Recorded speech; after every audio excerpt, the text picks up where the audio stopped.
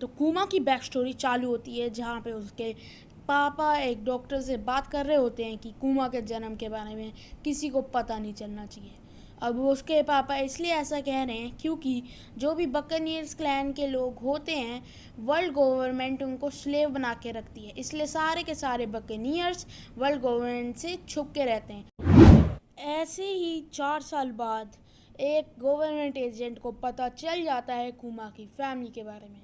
अब बाकी बकनियर्स की तरह ही अब कुमा की फैमिली भी वर्ल्ड गवर्नमेंट के एक स्लेव बन के रह गए, जहाँ उन्हें मेंटली फिजिकली टॉर्चर किया जाता है हर रोज़। और ऐसे ही जब स्लेव्स की ज़िंदगी जी रहे होते हैं कुमा की फैमिली, तो कुमा के पापा कुमा के पास आते एक बैड न्यूज़ लेकर।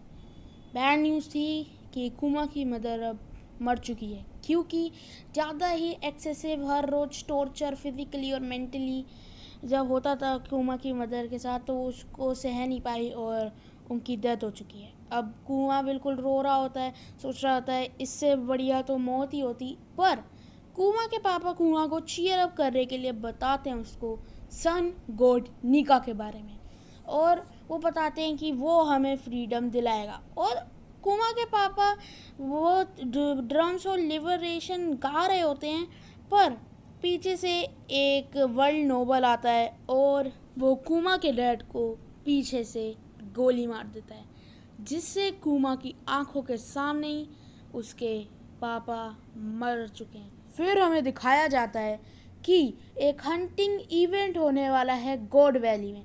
अब इस हंटिंग इवेंट में सेलेस्टियल ड्रैगन पूरे आइलैंड में जो भी सेलेस्टियल ड्रैगन सबसे ज़्यादा बंदों को मारेगा, सबसे ज़्यादा बंदों को हंट करेगा, उसको उतना ज़्यादा प्राइस मिलेगा।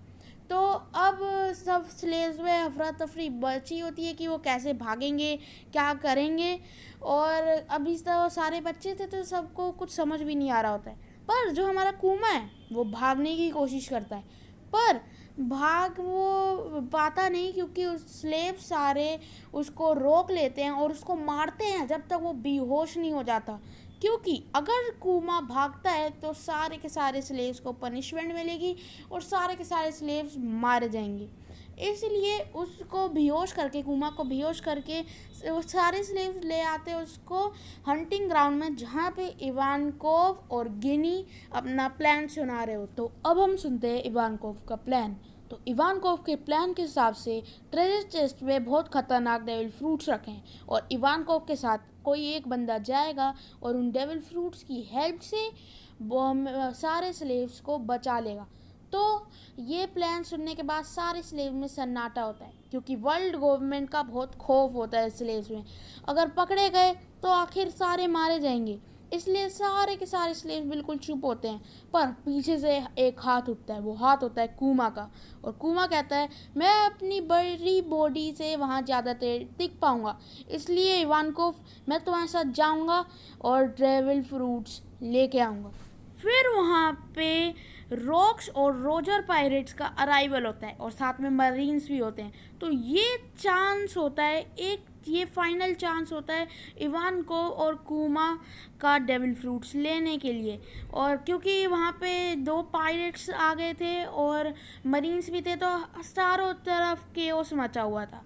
तो सक्सेसफुली पहुँच जाते हैं कुमा और इवानकोव ट्रेजर चेस्ट पर, और इवानकोव तो अपना फ्रूट खाने ही लगता है। पर उधर आ जाती है शार्लेट लिलिन और वो इवानकोव को धूल धक्का दे देती है उसके डेविल फ्रूट से। पर कुमा उतने ही टाइम में अपना डेविल फ्रूट खा लेता है और उसी वक्त वहाँ पे सैटर्न आ जाता है और वो बोलता है कि कुमा तुम बस एक स्लेव हो, तुम्हारी औकात एक स्लेव जितनी है, तुम अपने पूरी ज़िंदगी स्लेव ही रहोगे।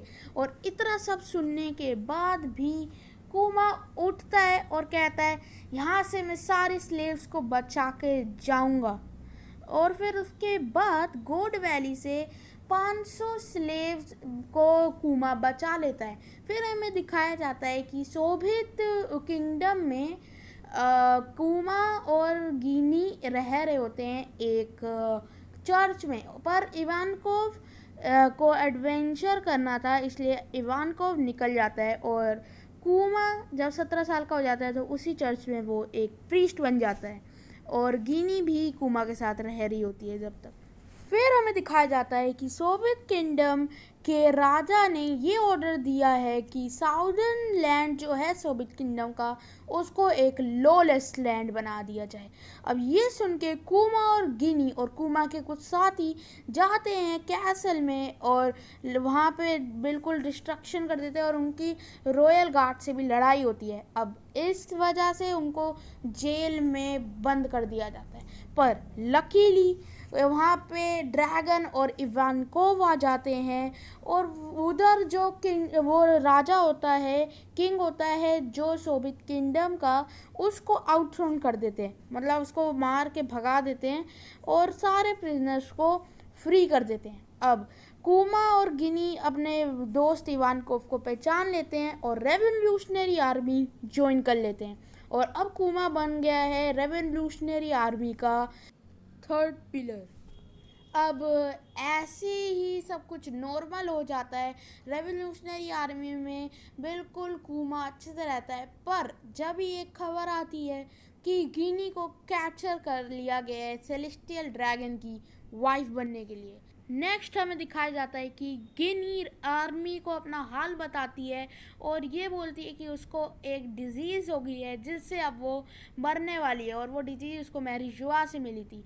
अब कुमा जल्दी से जाता है वही सोवियत किंगडम की चर्च में, जैसे उसको पता हो कि गिनी वहीं पे होएगी, पर जहाँ पे जब कुमा जाता है जब गिनी मर चुकी होती है और पर वहाँ पे उसको एक बेबी गर्ल दिखती है, रो रही होती है और फिर कुमा अब उसको अपनी बेटी समझ के उसका ख्याल रखने लग जाता है।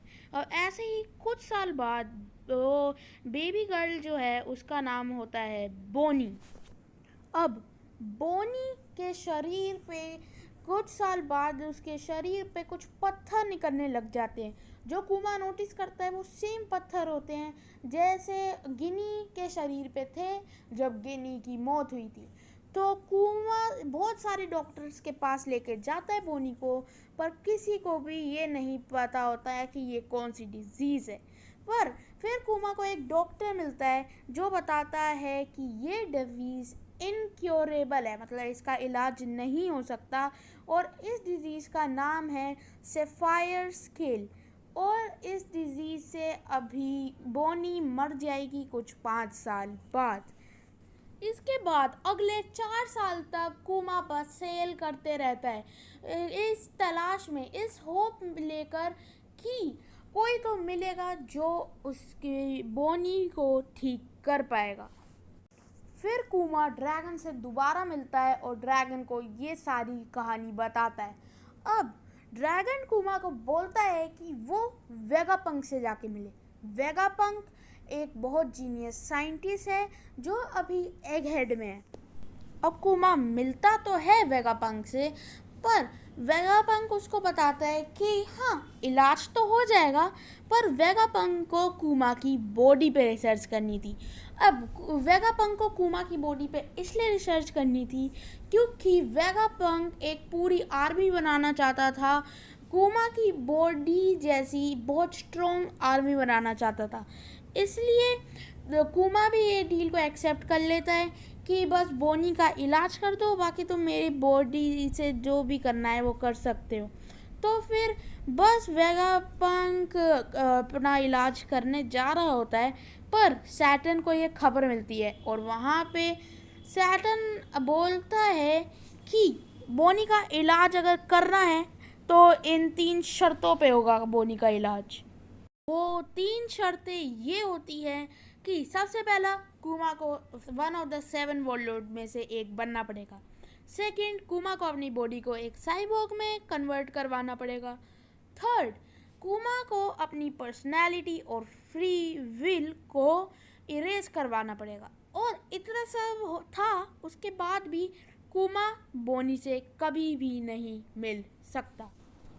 अब कुमा मान लेता है ये शर्तें क्योंकि कुमा को बस बोनी का इलाज चाहिए था और अब कुमा एक साइबोर्ग बन जाता है और कुछ साल बाद अब कुमा की जो फ्री विल है उसको इरेज कर दिया जाता है और उसकी पर्सनैलिटी को भी। जैसे हम मरीन फोर्ड में देखते हैं, कुमा किसी की बात का जवाब नहीं दे रहा होता, जो बताता है कि उसकी फ्री विल अब चली गई है। अब ऐसी थी कुमा की बैक स्टोरी पूरी, और उसके बाद कुमा को एक स्लेव भी बना लिया जाता है क्योंकि उसने स्ट्रॉ हैट्स की शिप को प्रोटेक्ट किया था मरीन फोर्ड के टाइम। तो मिलता हूँ आपको अगली वीडियो में, जब तक के लिए बाय।